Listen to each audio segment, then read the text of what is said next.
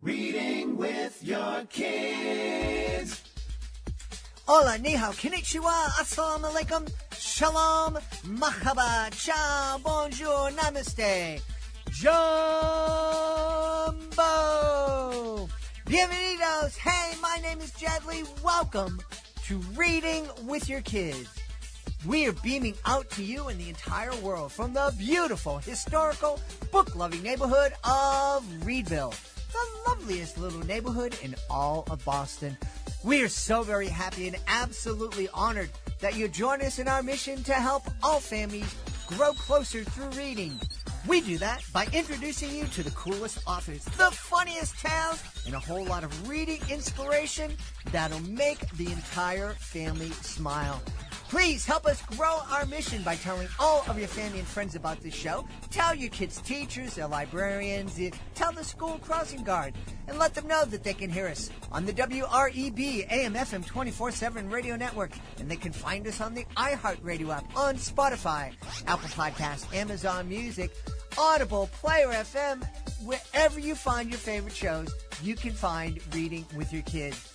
Really wonderful show for you today. First up, Kristen Mei Chase and Basia Tran are here to celebrate the Gracie Wei series of chapter books.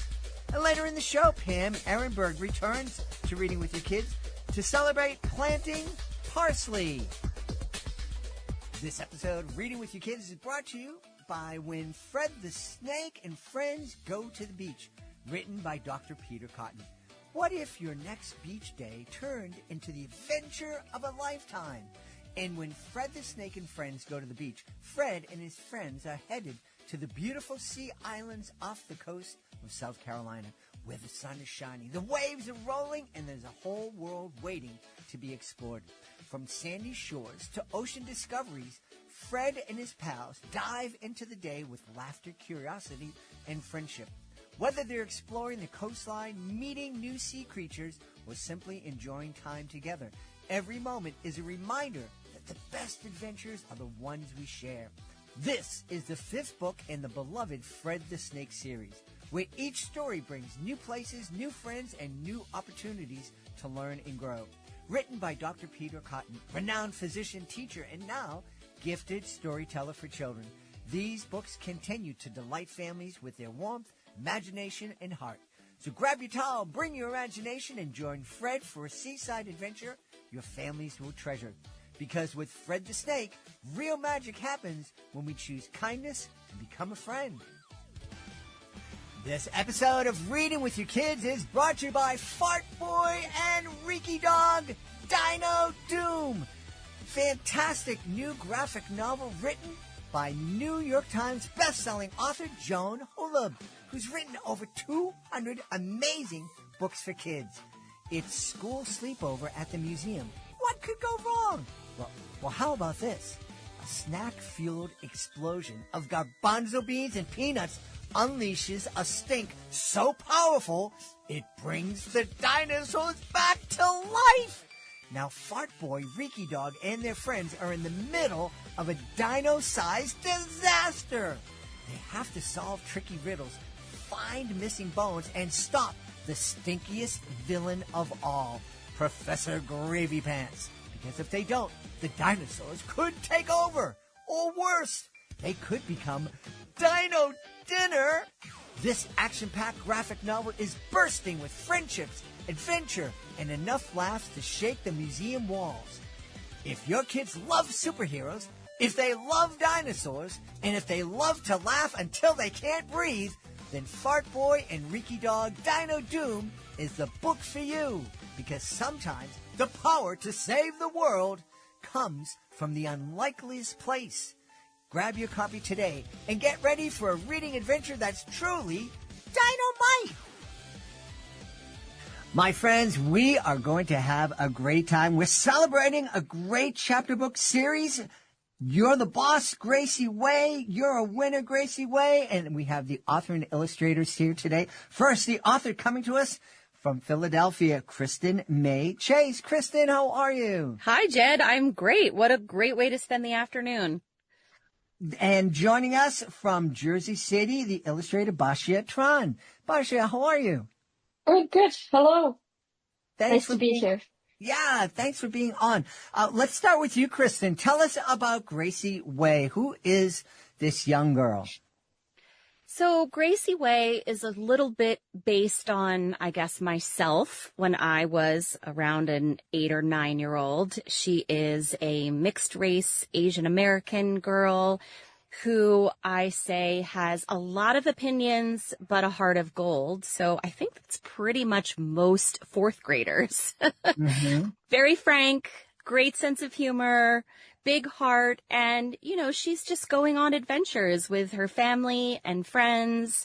And, Basia has just created such a wonderful way of bringing all those folks to life.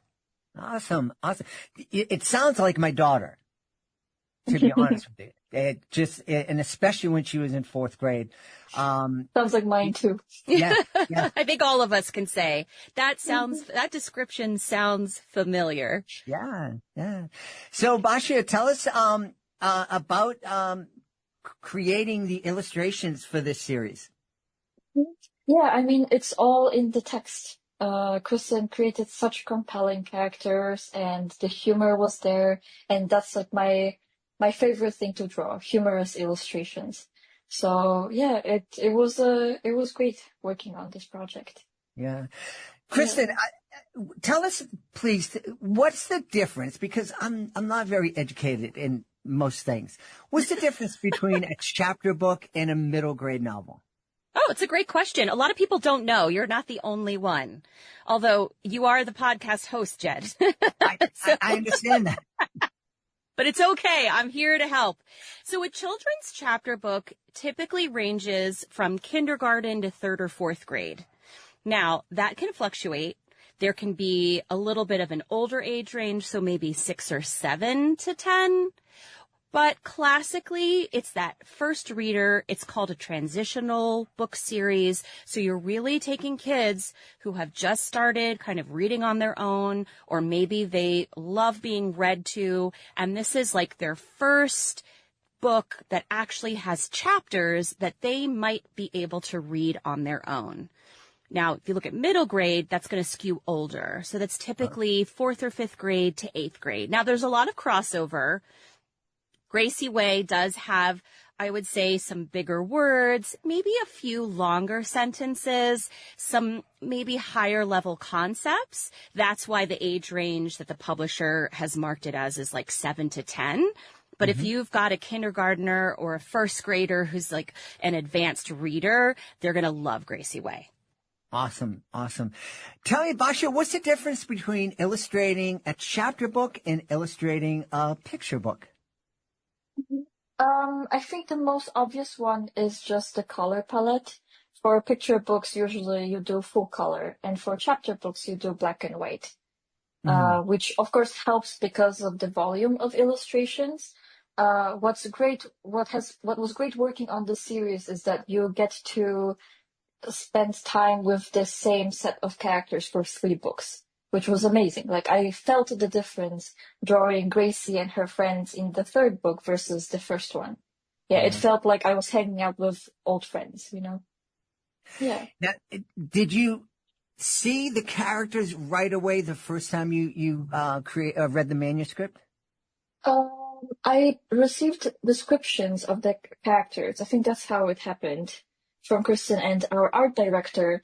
And what I did was create different versions of them, of what I was picturing. And then I sent that to Kristen and Monique, our great art director, who chose their favorite versions of those. Yeah.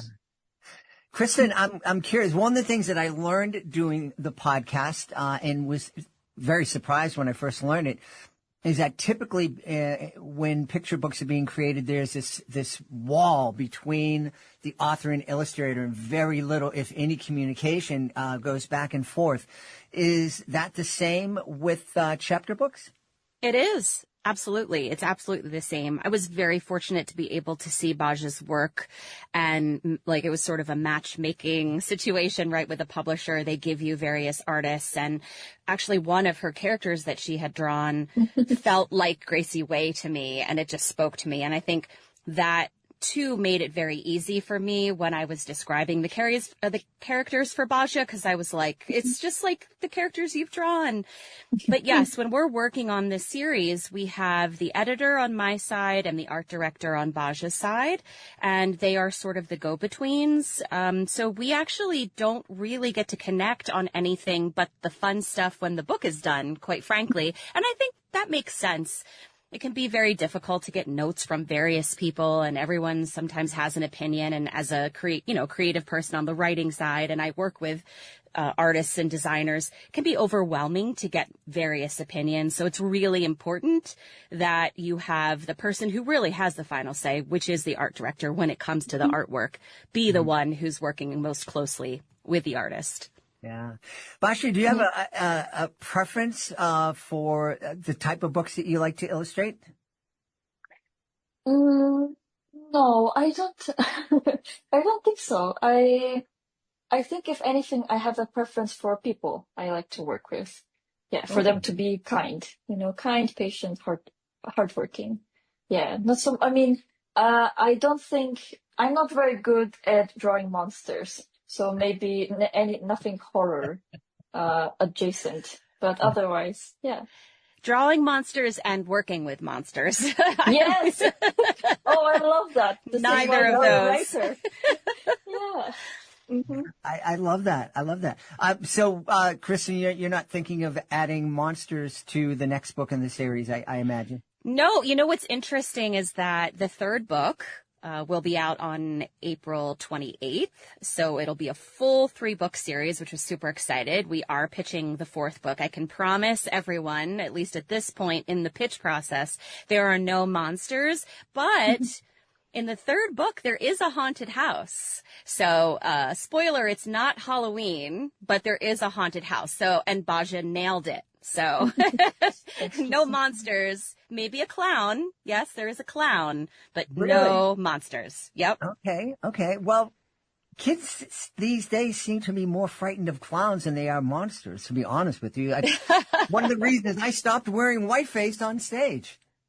Yeah, you never know. I think it's really hard to tell. And, I just sort of went with, it's really a spoiler here. It's kind of fun for your listeners, but it's about a carnival. So they go to a end of summer carnival. And if anyone has been to a carnival, you know that there are various rides, and most often there's some sort of like, house of mirrors or haunted house. And so that's the center of the 3rd book, You're So Brave, Gracie Wei.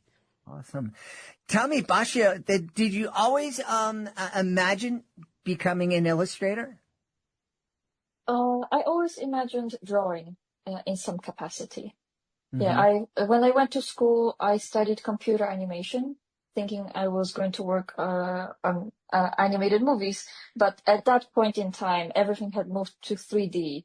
Not hand-drawn traditional animation. And I was very miserable just using a mouse all day and night in a windowless lab, literally.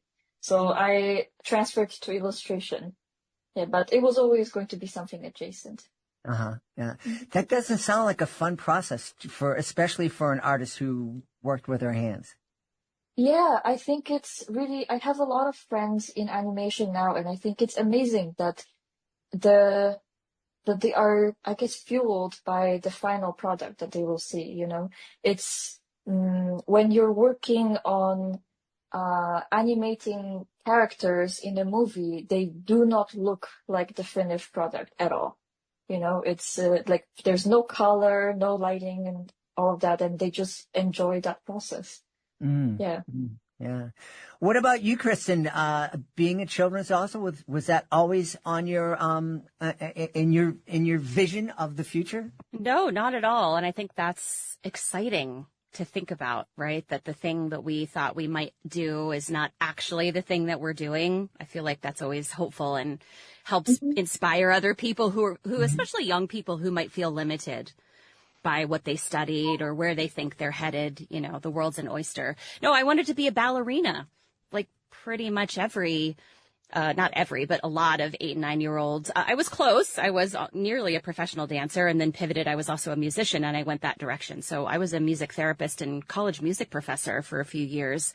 Wow. And only really got to this point with children's book writing after I had found my way through academic writing and then doing textbooks, and then ended up publishing a women's fiction book back in 2023. And then just was, walking through a bookstore in Brooklyn, as we do, and just saw a dearth of characters that looked like me and my kids, and was like, maybe there's something to this.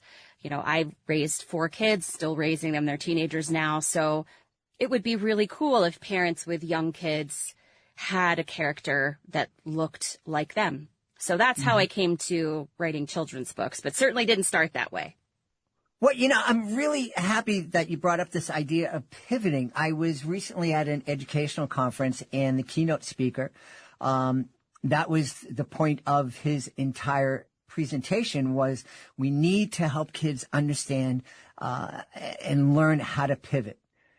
I love that. The days of us going down to the factory or the government office and you getting hired at 18 and staying in the same job or the same field for the next 40, 50 years, those days are gone. Mm-hmm. And I know as somebody myself who pivoted from human services to clowning and magic to doing this, pivoting can be a lot of fun. Mm-hmm. Oh, I totally agree. It's exciting. And I think, for some people, and I think everyone at some point, it can feel a bit scary because you can envision yourself doing one thing.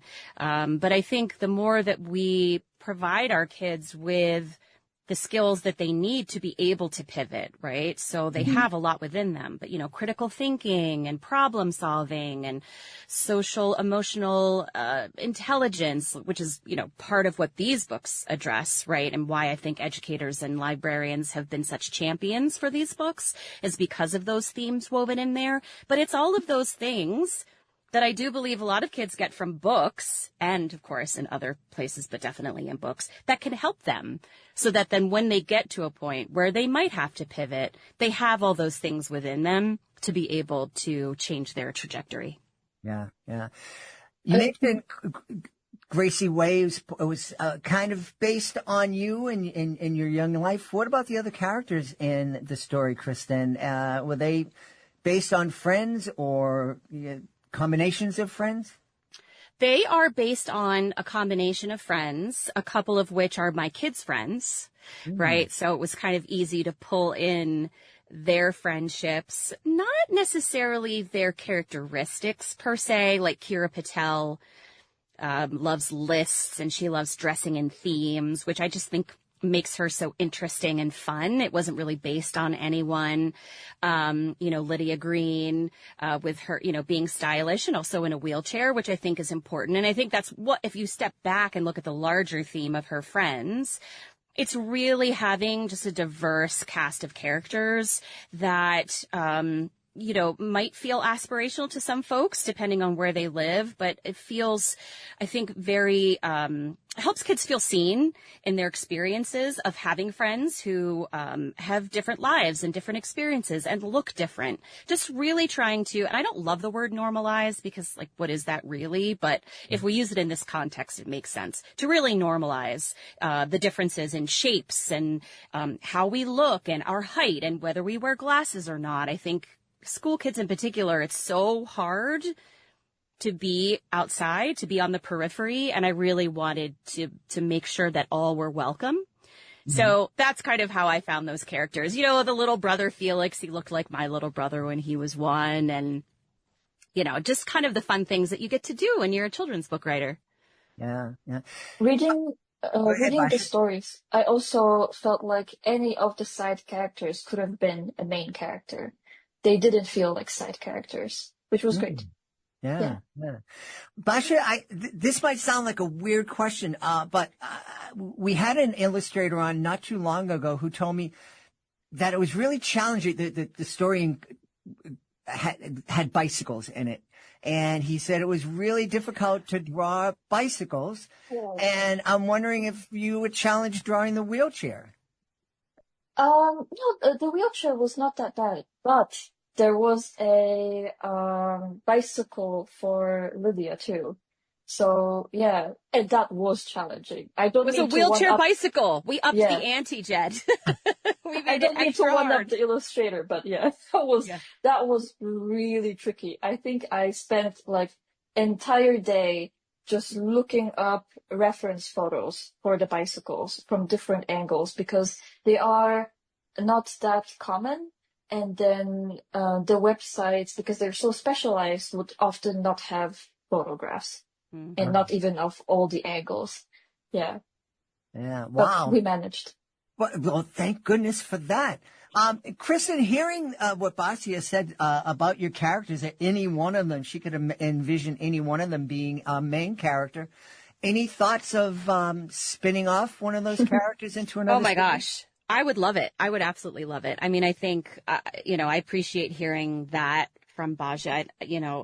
She knows the characters as well as I do. She's probably the only one other than maybe my agent and our editor, right? Who knows the characters so well.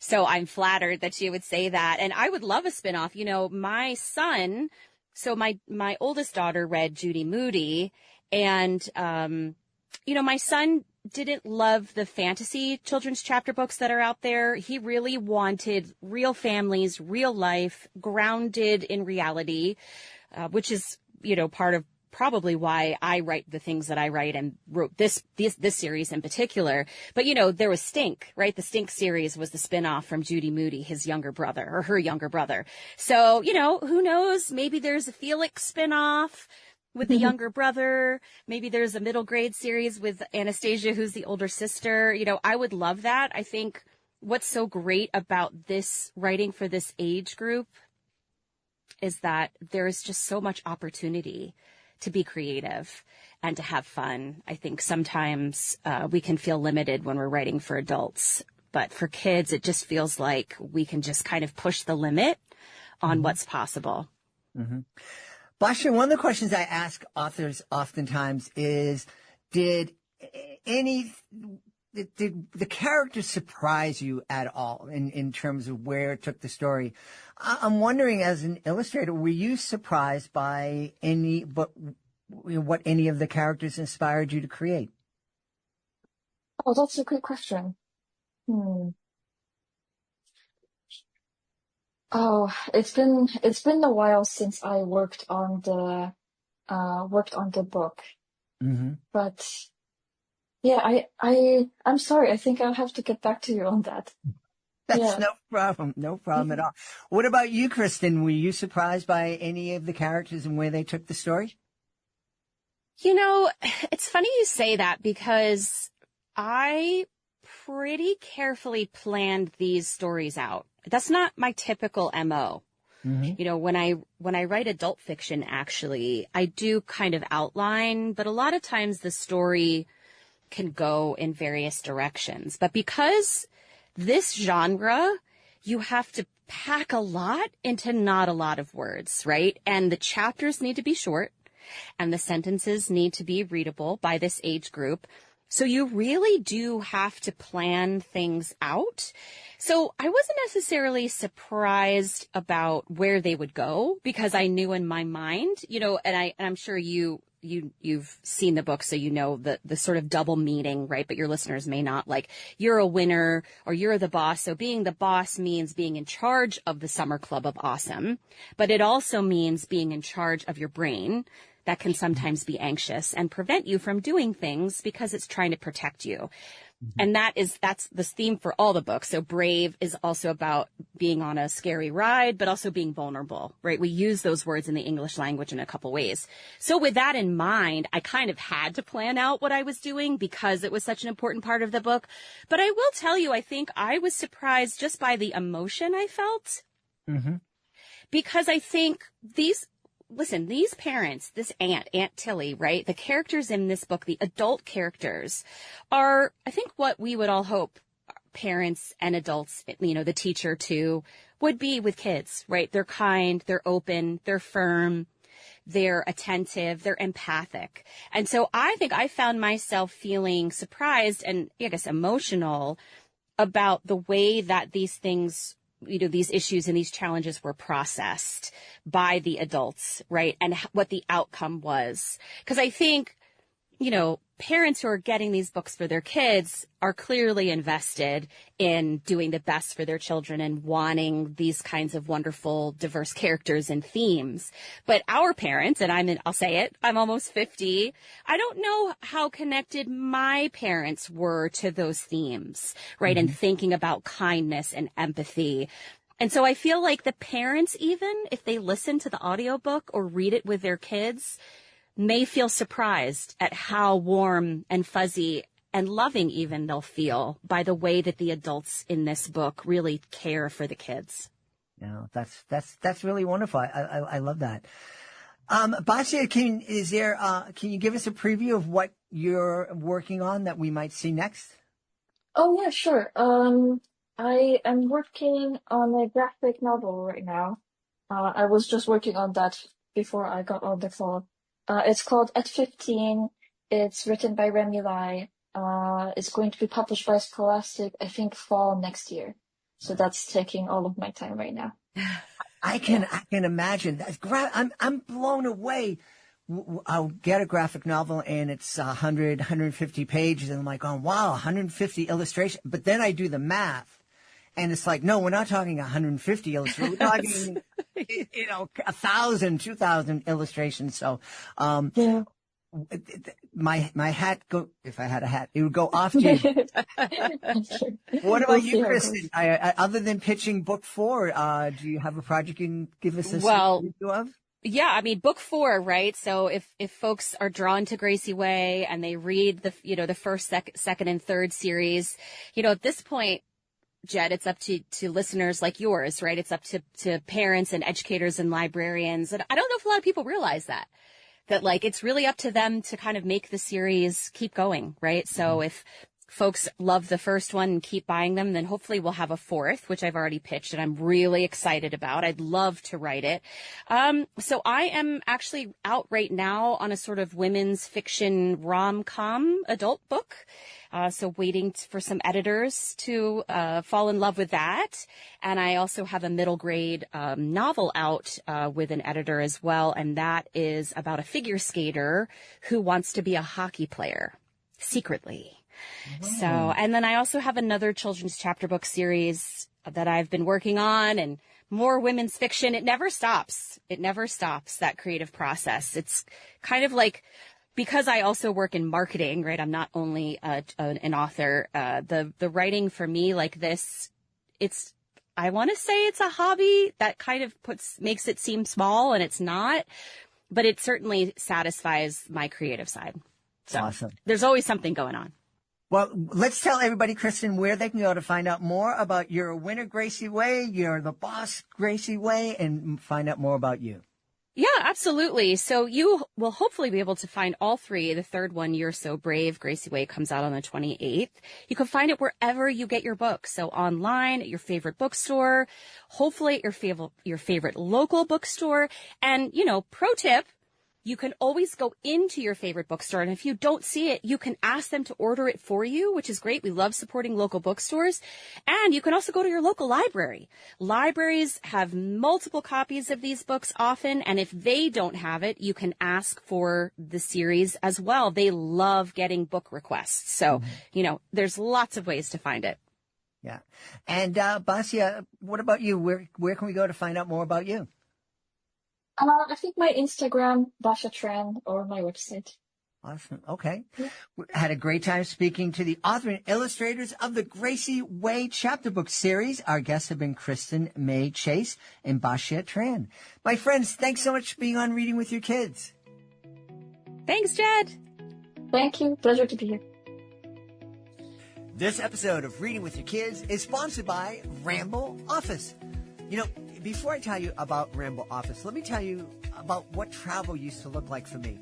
When I take the Reading with Your Kids studio on the road, it was like a lot. I had one box for the mixer, another case for microphones, a satchel for my laptop, cables everywhere. And I always felt like I was forgetting something. That's why Rambo Office really clicked with me. Rambo takes everything I used to juggle, tech gear, personal stuff, and puts it into one smart, great-looking unit that's designed to be a mobile office, not just luggage. Everything has a place. Everything stays protected. And when you get to where you're going, you're ready to work. Instead of digging through bags or repacking your life every time you move, Rambo keeps your setup organized and ready to deploy. Travel days stop being chaos and start being productive. It's sleek, modern, built for people whose work doesn't stop just because they're on the move. And if your job follows you, whether that's podcasting, teaching, consulting, or creating, Rambo is worth a look. Go to RamboOfficeAnywhere.com, all one word, RamboOfficeAnywhere.com. Use the promo code READ, R-E-A-D, and receive 5% off any product. It's exclusive for Reading with Your Kids listeners. Check it out today, RamboOfficeAnywhere.com, promo code READ.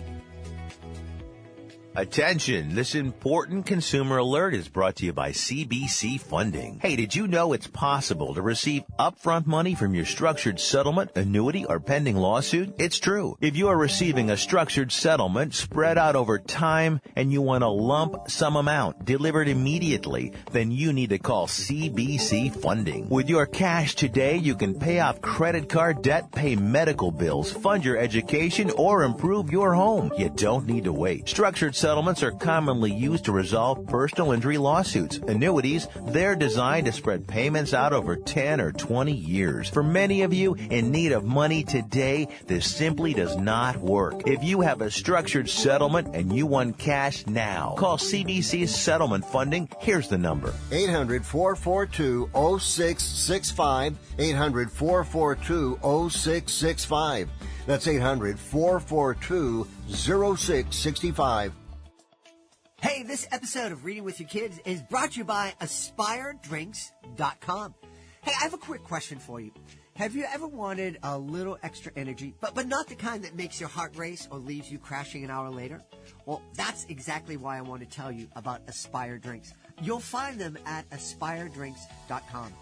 Aspire calls itself a healthy energy drink, and honestly, that description really fits. Instead of loading you up with sugar or extreme caffeine, Aspire delivers a gentle, steady boost with 80 milligrams of natural caffeine from green tea and guarana. That's about half the caffeine of most energy drinks, enough to help you stay focused without the jitters or the crash. It's also zero sugar, 0 calories, and 0 artificial additives, which makes it a great choice for parents, teachers, and anyone trying to make healthier choices while still getting things done. And get this, it actually tastes great, light, crisp, and lightly sparkling, with flavors like sweet cherry, raspberry acai, mango lemonade. That's what I love. No heavy aftertaste and easy on the stomach. Aspire is packed with B and C vitamins, biotin, and ginger. And it's vegan, gluten-free, keto-friendly, really designed for real life. And just for Reading with Your Kids listeners, you can get an exclusive discount of 20% off. That's the highest discount available when you shop at AspireDrinks.com and use our promo code READ. That's READ at AspireDrinks.com. Healthy energy done right. Hey, my friends, I am really excited. I always love when a guest comes back on the show. It feels like an old friend is visiting. Our guest is here today to celebrate her bird book. It's right now available to everyone. Please welcome back to the show the author of Planting Parsley, Pam Ehrenberg. Pam, how are you? Hi, I'm good, thanks. How are you doing? Thanks so much for having me. You are very welcome. Excited to have you back on. I have to tell you, parsley isn't one of my favorite things in the world. I know it's cute. You throw it on the top of the, when you get fancy restaurants. But it was never one of my favorite things. Oh, well, that's certainly understandable. I think one of the fun things about planting it is how quickly it sprouts and comes to life. So I think even readers who are not yet sure maybe if that's going to be one of their favorite herbs or not, hopefully can enjoy the process of watching it grow and seeing it come to life. But I do appreciate that. Well, that's, one of the things that's so much fun, is that obviously books can spark a love of reading. And we hope that when we're reading with our kids, we're helping them develop a love of reading and develop that bond between us. But I think books are a fantastic way to spark interest in other things. And if planting parsley can get kids excited about watching some parsley pop up out of the ground and get interested in other plants and trees, that is a beautiful thing. Well, and I think that you bring up such a good point too. And I think especially for the youngest readers, just the chance to be part of a book. So the book itself and what are they doing and what are they bringing from their own experience, that I think as we get older, I think everyone as a reader still continues to do that in different ways, but for kids especially, to have it be concrete and when there's an activity and a part of their life they bring to the reading experience. Yeah. Well, you're right.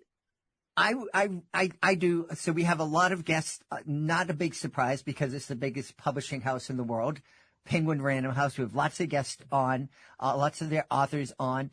And I was reading, I think it was a John Grisham book, and one of the people who were abducted and the mystery was a Penguin Random editor. And so I was learning a little bit of the history, and I'm like, oh, this is kind of cool because I kind of like work with them, I'm not getting paid, unfortunately, but I can. So yeah, I'm sorry. I digress. Oh, no, that's really fun. No, and I think that's true for readers of all ages. I grew up in Baltimore, and so whenever I read Ann Tyler's books and I recognize a particular street corner or something that is familiar to me as a reader, I almost feel like, it was planted there just for me in some way. And it's a way to connect with what we're reading. Yeah. I'm going to take another digression here. Baltimore is a great city. When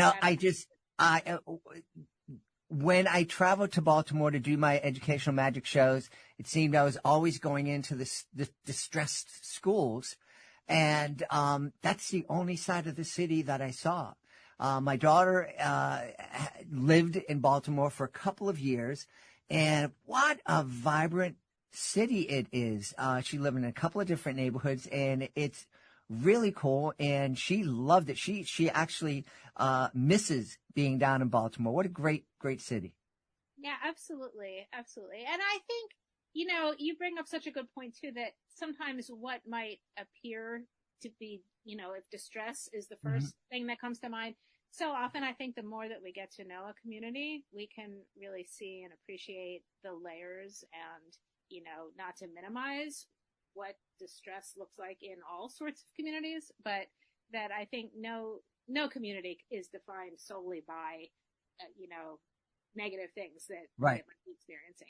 Yeah, absolutely. So let's talk a little bit more about planting parsley. What's the story in the book? Sure. And so this is a board book for really some of the youngest readers, and it focuses on the Jewish holiday of Tu B'Shvat, which happens in the winter, with the idea that if you plant a little sprig of parsley at Tu B'Shvat, then it typically grows just about in time to have it. It's traditional to have a little piece of parsley on the Seder plate for Passover. So as we're recording, it's just around as Passover is wrapping up. But I was really glad that we were able to connect around this time of year too, because I feel like with Earth Day and Arbor Day, and I was recently learning about Arbor Month, which was new to me, but apparently some states have it April, some call it May. But with the idea that coincides with National Poetry Month being in April, it is a rhyming board book. It really made me start thinking about, although Tu B'Shvat is a Jewish experience with the earth, it's sometimes called the birthday of the trees, that it just made me see the book more as part of a broader, diverse books spectrum of, I think every culture has a relationship with the earth and plants and trees and things like that. So, what a chance to celebrate, all the different ways that we all connect with here. Yeah. Yeah. Well, I'm a real big advocate for introducing kids to all sorts of cultures and helping kids understand that there is truth and beauty in every culture, every faith tradition. And I don't think that, unless you're talking about something that's diametrically opposed to your own faith tradition, and celebrate the birthdays of the tree, Tu Vishat. Why not? Catholic, Muslim, Christian, Hindu, what can it hurt? I think it just, I think it's a beautiful thing, and it's a beautiful way to remember and to help our kids understand that we're all connected. We're all human beings. We're all part of one beautiful human family. Yeah, thank you. That means so much. And yeah, we're all here on this earth together, so we're connected with each other, and we're connected with the planet. So yeah, you said it so well. Tell me what it is. Why do you love writing for kids so much? Great question. I think it's probably the one part of my life where it is still okay to be a kid. There's a part of my brain that, I could walk into a room, let's say at a meeting or some kind of very grown up kind of situation, and I'll have this moment of like, okay, I need to figure out which group of people I'm going to sit with, and socially, that's not always the easiest thing for me to navigate, and there's a lot of layers to figure it all out, and I can't spill anything because this is a grown-up moment. And when those kinds of things happen, I'm the exact same person that I was in my middle school cafeteria just outside of Baltimore, trying to figure out, okay, I gotta sit down in the lunch, got my lunch tray, and I've got the tables, and I've got, that I don't feel like I've really changed, that, I might look older on the on the outside, but it's the same person, and the same kid, truthfully, when I was a preschooler, the age for planting parsley, that my earliest memory was going to preschool and just being so fast. It was called nursery school back then, but just being so fascinated to watch the other kids that it didn't occur to me that, to jump in and start playing and, grab the toys or whatever. And that inclination to just observe and, get to know people that way, processing it all in my mind. I'm the same person that I was when I was 3. So I think writing for kids, and I do tend to gravitate toward the first person a lot. This one is actually told in the second person. It's kind of a group of kids who are planting together. But my instinct is always to go into the mindset of the narrator who's telling the story.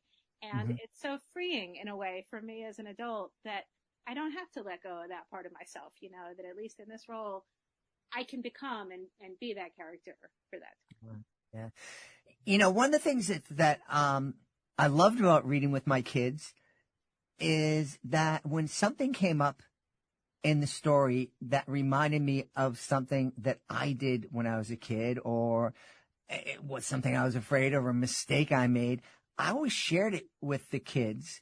And I think that made me more human to them and helped them relate to me. And so I wasn't always coming from this up on a pedestal. I am perfect.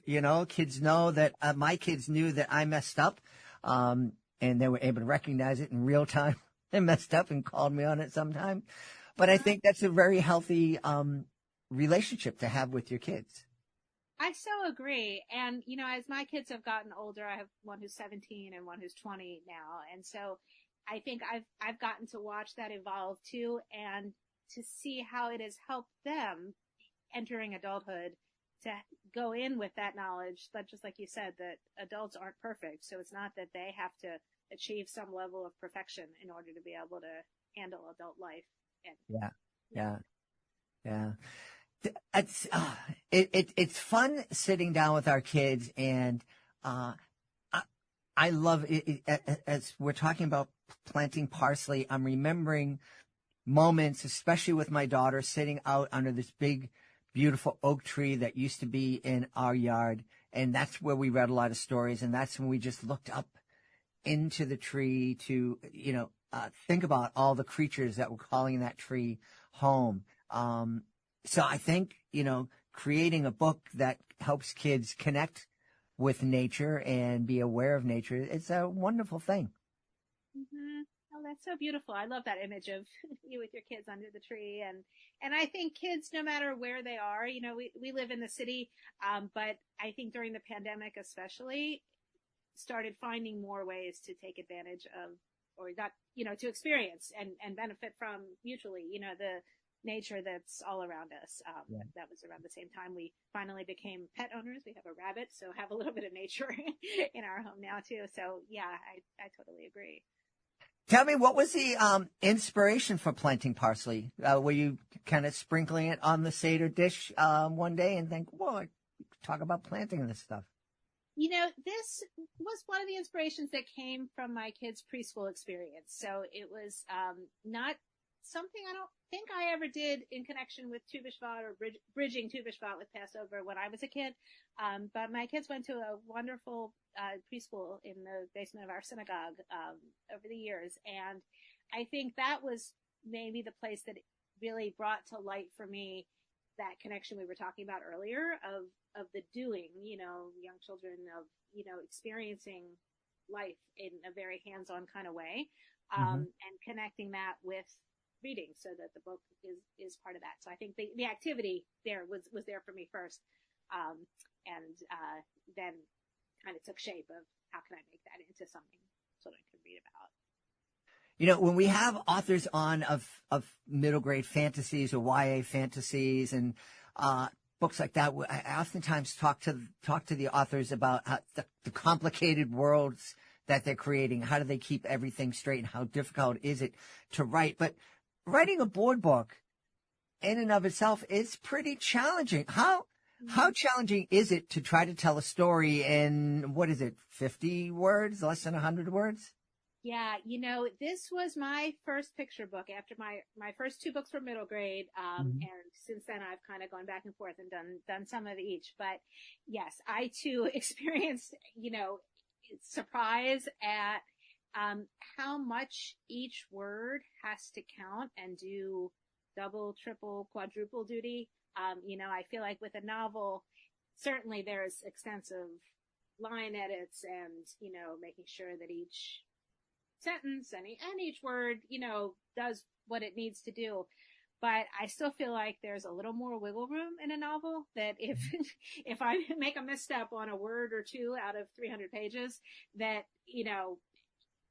some readers will at least manage to skim by it. Whereas in a picture book, kind of like picture book age audiences are really watching everything their grown-ups do, that, when you and your daughter were under that tree, I'm sure she was aware of things, without you even necessarily needing to bring that to the forefront. So, yeah, I do feel like each word counts for so much. And then doing this book in rhyme, this is still the only rhymed picture book that I've done. And, an editor that PJ Library was working with at the time, Marjorie Kyler, I'll give her a shout out, that, she really taught me so much of, how much the meter, especially, that, I could hear the book in my head, in some of the early drafts, and I could get the rhymes right. Well, first of all, she taught me, near rhymes are not good enough, that it needs to be an exact rhyme.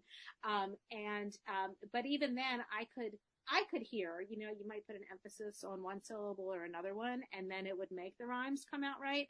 And she helped me to understand, but I'm not going to be coming along with the book to every child that reads it. And so I might hear it one way, but I need to make sure that the words themselves on the page get that meter exactly right. And that was a whole wonderful education process that I had no idea I was embarking on.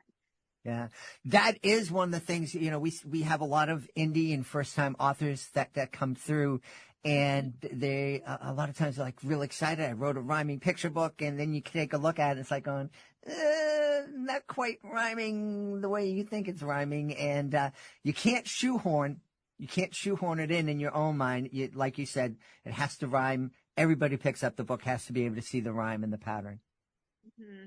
Yeah. And I have a feeling that's possibly why so many agents and editors will say, please don't send me anything rhyming, because it is so hard to do that. I think, but at the same time, I think there's really a need for it. I mean, I think my kids always loved, when there's something rhyming, and, when you, reading something out loud where they could guess what the word is going to be based on the rhyme is so much fun, and I think so helpful for language development. So, I hope other writers out there will continue striving and learning, but, it is a process for sure.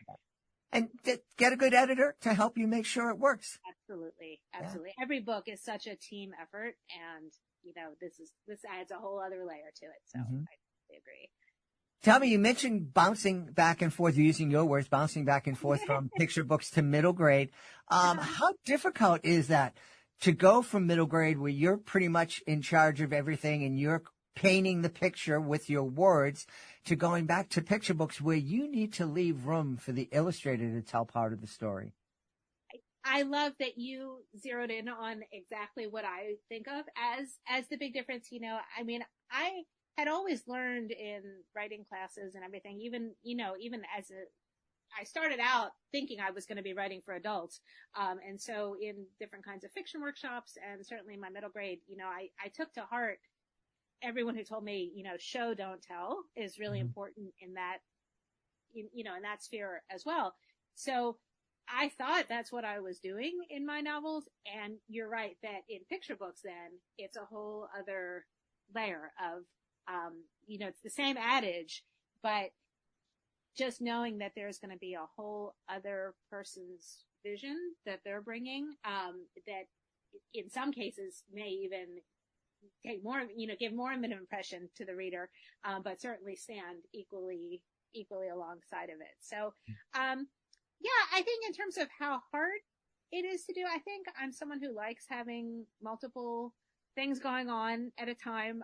It keeps me from feeling discouraged too much, that if I get into a stuck place with one project, that it doesn't mean I'm at a stuck place totally as a writer, that I can sometimes just let that part of my brain, almost like in a gardening way, I don't know exactly, letting it lie fallow and regenerate from the soil or whatever it is, while I'm still continuing to work on something. And then it's amazing sometimes what can generate on its own. Yeah. So that's it. When you have that block, you just kind of, instead of pounding your head in that project, you just kind of go, okay, chill. I'm going to take a walk. I'm going to work on this other thing over here.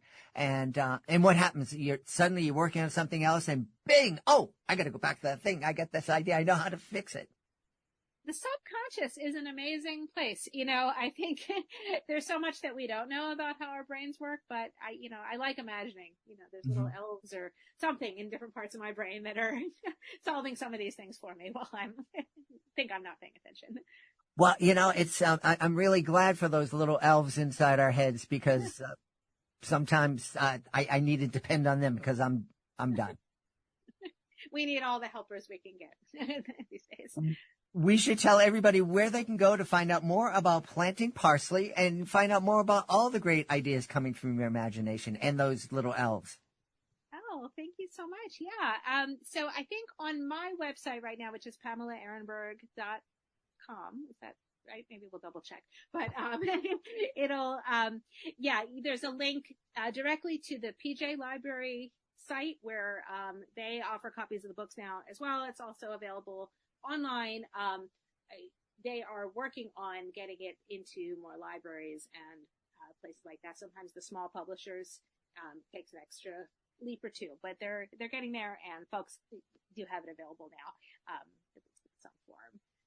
Excellent. And I'm just checking. PamErenberg.com is your website. So, you got it right. Good for you. Good on you. The elves were at work on there. We've had a great time speaking to the author of Planting Parsley. It's a great book from our guest, Pam Ehrenberg. Hey, Pam, thanks so much for being back on Reading with Your Kids. Thank you so much for having me, and thanks for everything you do. Your message out there is so important. Thank you. We hope you've enjoyed this episode of Reading with Your Kids, and will join us for the next exciting episode of the show. If this episode made you smile or gave you something to think about, please think about leaving a 5-star review. Share a link with someone you love, and of course, subscribe to the show wherever you find your favorite shows. We also would love you to connect with us on social media, facebook.com/readingwithyourkids, at Reading With Your Kids on Instagram, at Jedley Magic on X, our YouTube channel, youtube.com/ Reading with Your Kids, and our website, readingwithyourkids.com. I want to thank the folks who made today's show so wonderful, starting with our guests, Kristen Mei Chase and Basia Tran. Please be sure to check out the Gracie Wei chapter book series. Also want to thank Pam Ehrenberg. Please be sure to check out Planting Parsley. I want to thank my team, Chris Doherty, Jackson Sotelera. I want to thank my beautiful wife for all the support she gives me. Most of all, we all want to thank you. Thank you so much for taking the time to join us today. And as always, thank you so very much for taking the time to make the world a better place. And you do that every time you read with your kids. I'll be looking for you in the next episode of Reading with Your Kids.